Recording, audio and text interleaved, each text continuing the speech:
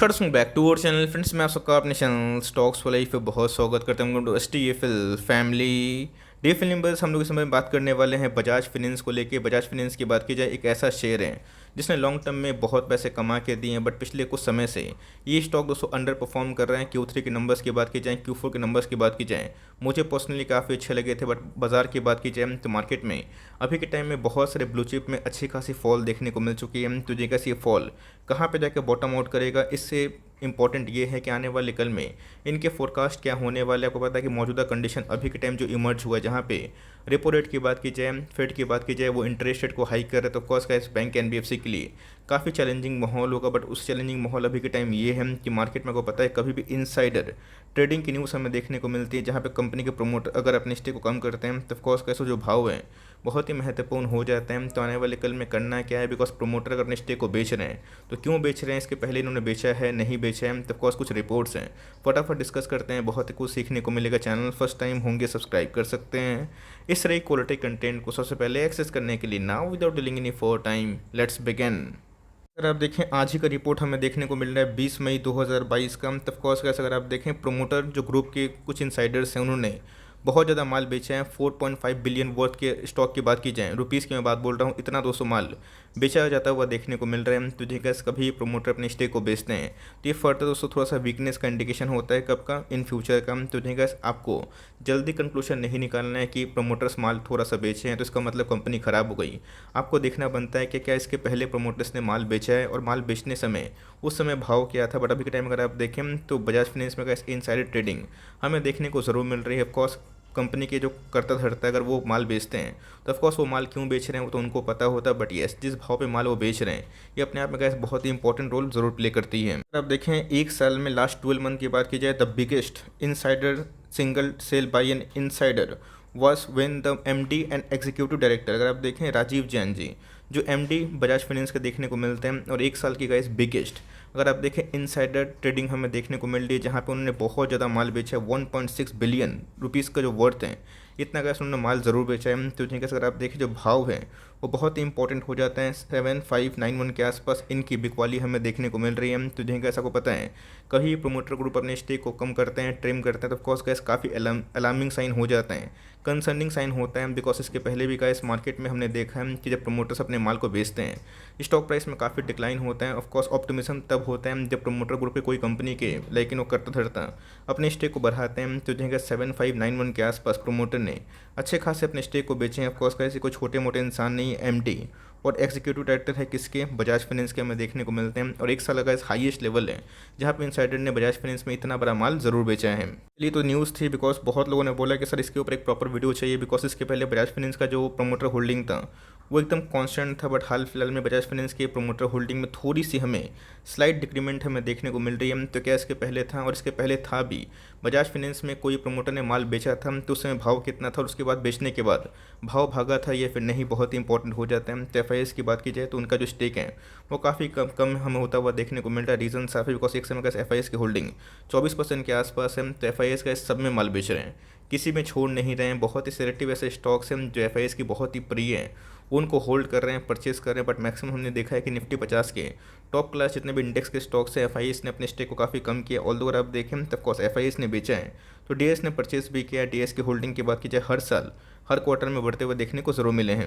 दोस्तों public holding की तो जो उसमें भी हमें थोड़ी सी राइस देखने को ज़रूर मिल रही है। बट येस, अगर गैस MD अपने कोई भी पर्सनल चीज़ के लिए स्टेक को ट्रिम करते हैं तो ऑफकोर्स गैस ये जो बात है ये मीडिया में ज़रूर पॉपअप करती है। ठीक है, इस इधर पे आपको मैं बता दूं कि इसके पहले क्या बजाज फाइनेंस में ऐसा कुछ कांड हुआ था या फिर नहीं हुआ था। एक समय गैस 2019 जून में बजाज फाइनेंस की जो प्रमोटर होल्डिंग की थी 58.26% के आसपास थी। उसके अगर आप देखें सितंबर में गैस क्वाइट इंटैक्ट हमें देखने को मिल रही थी। दिसंबर 2019 की बात की जाए ये 56.16 हमें देखने को मिल रही थी। तब ऑफकोर्स बजाज फाइनेंस के प्रमोटर ने अपने स्टेक 2% के आसपास ट्रिम किए थे। और क्या हुआ था, FIS ने माल उठाया था। तो जाकर गैस चेक करिएगा, उस समय बजाज फाइनेंस जो प्राइस था 3500 से 4000 के आसपास था। तब ऐसा नहीं गैस कि अगर प्रोमोटर सेल कर रहे हैं तो प्राइस गिरना ही गिरना है। ऑफकोर्स इससे गैस जो नेगेटिव सेंटीमेंट है वो ज़रूर क्रिएट होता है। बट इसके पहले भी गैस प्रमोटर ने अपने स्टेक को ज़रूर ट्रिम किए थे। तो मतलब ये नहीं कि 7591 के आसपास जो इनके MD ने अपने माल को बेचा है तो वो प्राइस कभी नहीं आएगा। इसके पहले मैंने क्या बताया, जैसे आप चेक कर सकते हैं, एक समय ऐसा था 2019 में कोविड के पहले गाइस बजाज फाइनेंस 5000 के आसपास पीक बनाया था और उसके बाद 70% के आसपास डाउन साइड था। उस समय गाइस प्रमोटर ने अपने स्टेक को कम किया था। इससे कंपनी खत्म नहीं हुई, ऑल दो शेयर प्राइस में डिक्लाइन हमें देखने को मिला और यही शेयर गाइस हमें 8200 के आसपास जाता हुआ देखने को मिला। तो हमें देखना है गाइस कि प्रमोटर के पास अभी भी 50% के ऊपर कंट्रोलिंग स्टेक देखने को जरूर मिलता है। ऑफकोर्स थोड़ा सा अगर उन्होंने माल बेचा भी है अपने पर्सनल कुछ चीज़ के लिए तो ये इतना अलार्मिंग साइन नहीं है, बिकॉज पॉइंट समथिंग में ही कुछ माल को बेचा गया। बट येस, इससे क्या होता है कि मीडिया जो टेंशन है वो काफ़ी हाई हो जाती है। मैं बता दें कि ऐसा कोई बड़ा कंसर्न का मैटर मुझे तो पर्सनली समझ में नहीं आता, बिकॉज इसके पहले भी जो प्रोमोटर्स ने अपने स्टेक को बढ़ाया था, ऑफकोर्स उनका जो स्टेक थोड़ा सा कम हुआ है, एमडी का नाम सामने आ रहा, तो ऑफकोर्स कैसे एक बहुत बड़ा अटेंशन का पात्र ये बनता है। बट येस, इससे कैसे आपको कंपनी में फेथ रखना है, फेथ खत्म नहीं करना है। बिकॉज कंपनी की बात की जाए, यस 1 साल की बात की जाए अंडर परफॉर्म करता हुआ देखने को मिल रहा है, बिकॉज इसने over the long period time अच्छे खासे पैसे बना के ज़रूरत ही है। तो अंडर परफॉर्म दोस्तों इसलिए कर रहा है बिकॉज मार्केट में ही अच्छी खासी फॉल देखने को मिली। वैसे इसका जो ट्रैक रिकॉर्ड है ये मार्केट के संग थोड़ा सा साथ में साथ चलने वाला स्टॉक देखने को मिलता है। मार्केट ऑल टाइम हाई पे रहता है तो ये भी अपना ऑल टाइम हाई लगाता है। मार्केट में वीकनेस होती है, जिसमें वीकनेस होती है तो मार्केट में अगर आप देखें तो पिछले 206-8 महीने से अच्छी खासी डाउन ट्रेंड हमें देखने को मिल रही थी। मार्केट की बात की जाए एक समय 18,600 के आसपास हम अभी 16,000 के आसपास है। तो अगर मार्केट गिरता है तो इसमें भी गिरावट हमें देखने को मिलती है। तो मेरे हिसाब से फॉर लॉन्ग टर्म इन्वेस्टमेंट इन छोटी सी न्यूज़ के लिए चेंज नहीं होनी चाहिए। साफ है, बिकॉज मैंने क्या बताया इसके पहले भी गाइस 2019 में कोविड के पहले इनके प्रोमोटर्स ने अपने स्टेक को सेल किया था, उसमें प्राइस की बात की जाए काफ़ी कम थे, तो क्या ऑल टाइम हाई नहीं लगाया। ऑफकोर्स गिरावट हमें देखने को मिली, ऑल टाइम हाई भी लगा। तो मार्केट में क्या सेंटीमेंट जो होता है ना वो बहुत ही प्लस माइनस रोल प्ले करता है। बट इसी बीच में जो लॉन्ग टर्म इन्वेस्टमेंट अप्रोच है वो चेंज नहीं होनी चाहिए। 1 साल में कैसे परेशान तो ज़रूर किया, बट जिसने कैसे 5 साल इसको होल्ड किया है वो भी गैस 300% 350% के आसपास प्रॉफिट में ज़रूर है। टर्म की बात की जाए इतना बड़ा तो बिगेस्ट एनबीएफसी है, इसके बारे में मैं क्या ही बताऊँ, 1 लाख% के आसपास पैसे बना के दिए। तो ऐसी कंपनी हमेशा नहीं गिरती मार्केट में। जब बहुत ज़्यादा प्रेशर होता है तभी इन सब कंपनी में प्रॉब्लम होती है। अगर आप देखें तो बहुत ज़्यादा प्रेशर कब हुआ था, 2008 में हुआ था, स्टॉक का प्राइस गिरा भी था। 2020 में हुआ था और उसके बाद क्या हुआ 2022 में हमें देखने को मिल रहा है। तो मार्केट में जब जब बड़ा प्रॉब्लम आता है तब तभी स्टॉक डिक्लाइन करता है। बट ऐसा कोई इस कंपनी की ग्रोथ की बात की जाए लॉन्ग टर्म में मुझे काफ़ी प्रोग्रेसिव दिखाई ज़रूर पड़ती है। देखिए दोस्तों ये कोई छोटी मोटी कंपनी नहीं है, इंडेक्स में आने वाले स्टॉक्स हमें देखने को मिलता है 3.5 लाख करोड़ के आसपास की market cap, all time high. अगर आप देखें तो मैसिव डिस्काउंट अवेलेबल है। तो मार्केट में गैस रशिया यूक्रेन का मैटर इतना ट्रेमेंडस हो जाएगा ये किसी को पता नहीं था। बट ये बहुत ही अच्छा बात होता है जहाँ पे लॉन्ग टर्म इन्वेस्टमेंट के लिए इन्वेस्टर्स को मौका मिलता है, जहाँ पे निचले भाव पे वो स्टॉक को धीरे धीरे ऐड कर पाएँ। ऑलरेडी गैस स्टॉक में अगर आप देखें अच्छी खासी पिटाई होने के बाद जो प्राइस होल्डिंग है 50 के आसपास है, एक समय गैसी भाग के 85 के आसपास पहुंच चुकी थी। बट अभी के टाइम में क्वाइट रीजनेबल ज़रूर है। रही बात दोस्तों आरओसी की, आरओई की, बैंक एनबीएफसी के अकॉर्डिंग 17% के आरओई बहुत ही अच्छे ज़रूर होते हैं। इसी के बारे में डिस्कस करता हूँ। सेल्स नहीं तो प्रॉफिट नहीं, प्रॉफिट नहीं तो फंडामेंटल नहीं। दोस्तों ध्यान रखना है मार्केट में चाहे जो भी आ जाए, रिसेशन आए, डिप्रेशन आए, मंदी आए, तेज़ी आए, ध्यान रखिएगा जो कंपनी के अर्निंग्स ठीक है ना वो भाव ज़रूर आता है। कंपनी के अगर आप अर्निंग्स देखें 19-20 में कितनी तेज़ी से बढ़ रहे थे, 18,000 से 26 करोड़ के आसपास हो गए थे। 2021 में क्या हुआ आपको पता है कि मंदी आई थी, स्टॉक में गिरावट हुई थी, फिर से गैस मंदी गायब होते हुए देखने को मिली और स्टॉक ने फिर लाइफ टाइम हाई लगाए। सेल्स की बात की जाए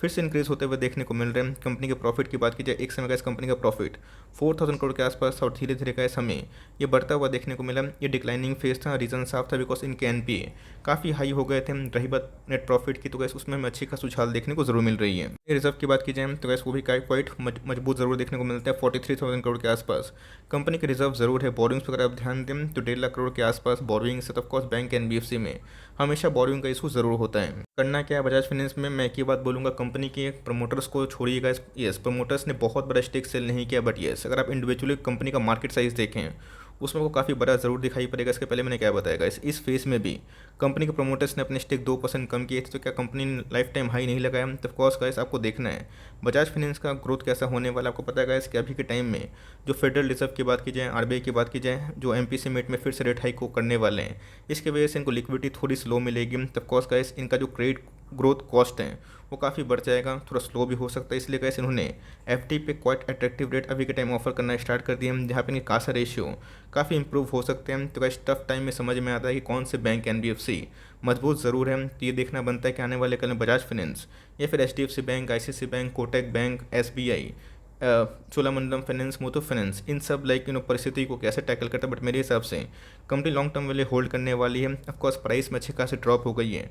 अगर दोस्तों मार्केट में वीकनेस अगर होती है तो कोई बड़ी बात नहीं है कि आने वाले कल में वीकनेस और भी हो जाए। बट येस इस होगा इस टाइमिंग करने की आवश्यकता नहीं है। मैं इसलिए बोल रहा हूँ बिकॉज इसके पहले भी कैसे मैसिव फॉल हुआ था, लोग वेट करते रह गए। और स्टॉक ने लाइफ टाइम हाई लगाया।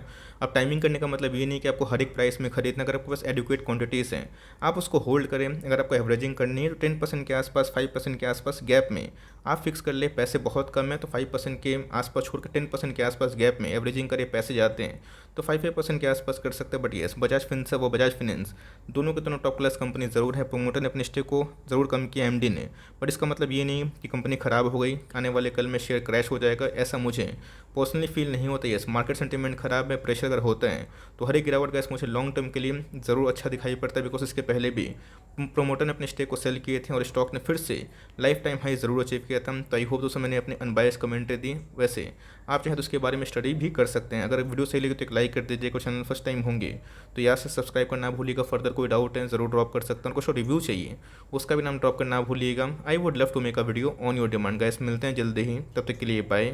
Thanks for listening friends, God bless you all.